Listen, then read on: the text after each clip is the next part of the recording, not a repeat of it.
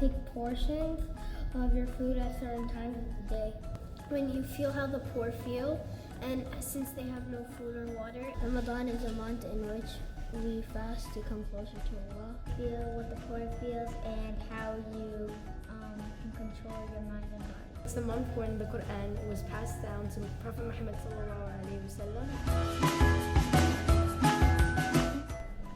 It's pretty hard, and you feel like you're nauseous because when you smell the food in the middle of the night, you feel like you want to throw up.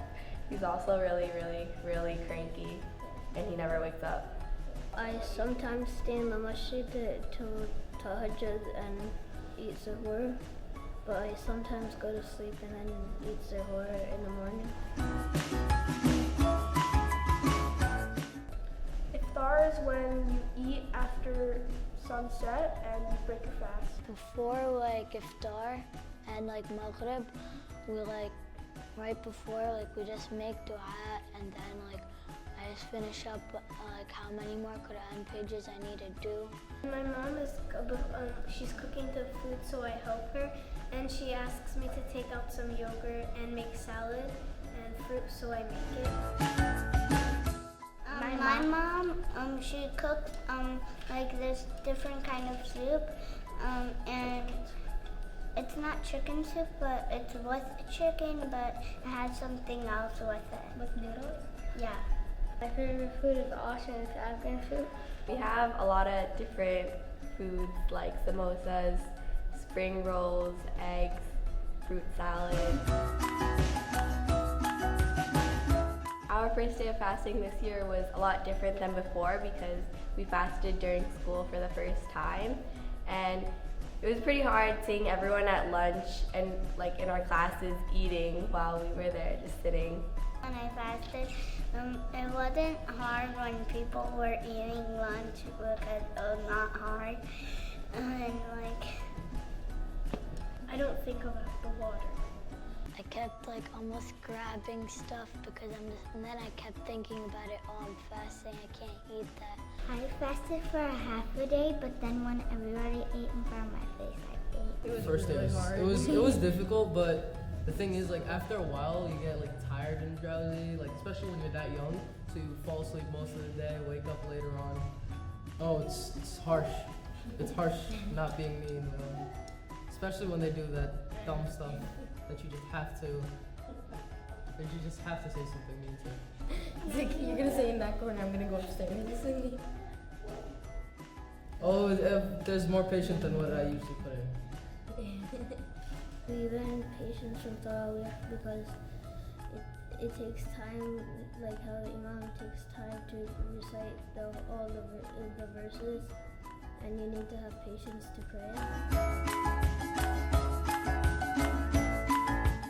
I think they understand the basic gist, but they still ask questions like you can't even drink, can't even eat, not even water. I go to an Islamic school, and it's really easy to fast because everybody around you isn't eating, and they all feel how you feel. My non-Muslim friends don't know what fasting is because in their religion they also fast. It's just that they do it at a different time. And it's not just like from eating or like stopping yourself from like eating or drinking. It's like also like saying it from like bad things and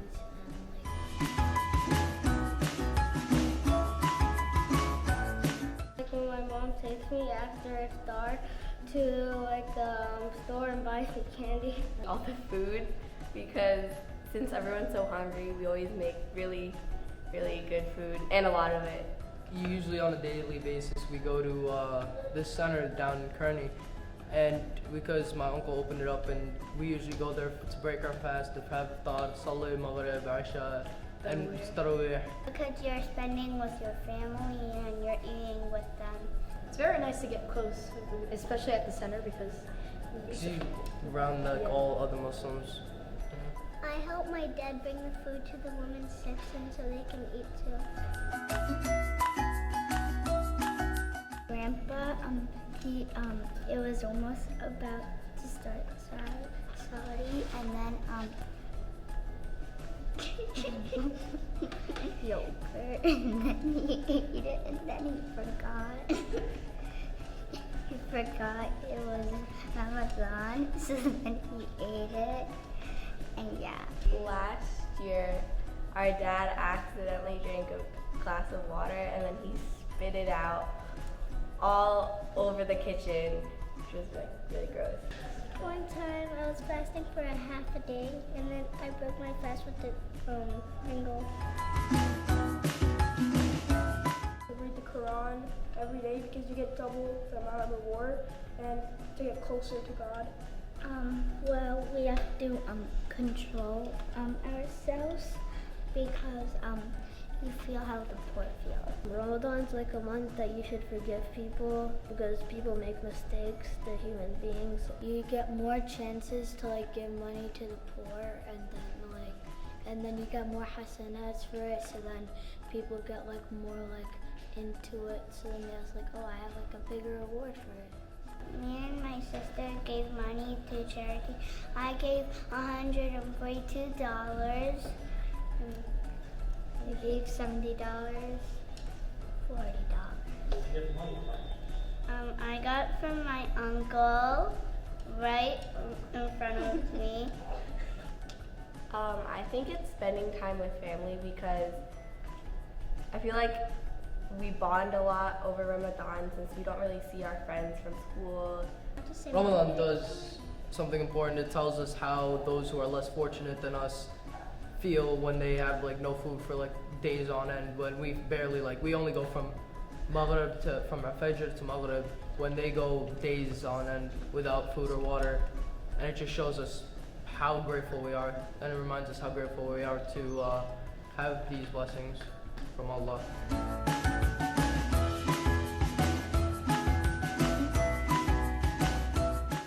After we do Ramadan, we celebrate this holiday that we call Eid, and when we celebrate it, we usually, in our family, we usually go to someone's house, and then we dress up fancy, go to their house.